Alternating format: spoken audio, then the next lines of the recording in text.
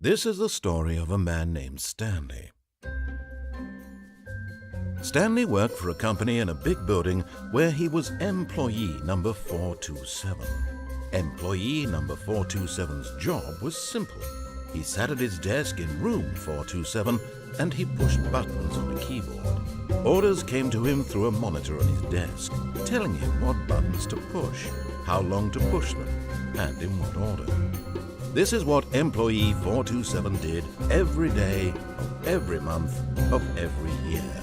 And although others might have considered it soul-rending, Stanley relished every moment that the orders came in, as though he had been made exactly for this job. And Stanley was happy. And then one day, something very peculiar happened. Something that would forever change Stanley. Something he would never quite forget. He had been at his desk for nearly an hour when he realized that not one single order had arrived on the monitor for him to follow. No one had showed up to give him instructions, call a meeting, or even say hi. Never in all his years at the company had this happened, this complete isolation.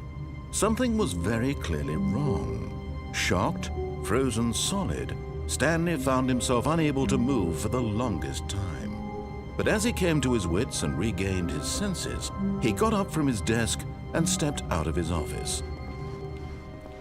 Even now, Stanley's office was a distant memory.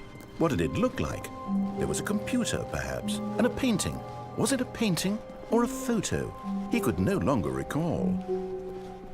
When Stanley came to a set of 2 open doors, this was not the correct way to the meeting room, and Stanley knew it perfectly well. Perhaps he wanted to stop by the employee lounge first, just to admire it. The lounge was sublime, a work of art. What was it about this room? But eager to get back to business, Stanley took the first open door on his left. Stanley was so bad at following directions, it's incredible he wasn't fired years ago. Oh, well, look who's got cold feet. Sorry to break it to you, Stanley, but that lift isn't coming back. You'd best either get comfortable right here on this platform, or test your luck by jumping to the floor below. You know what?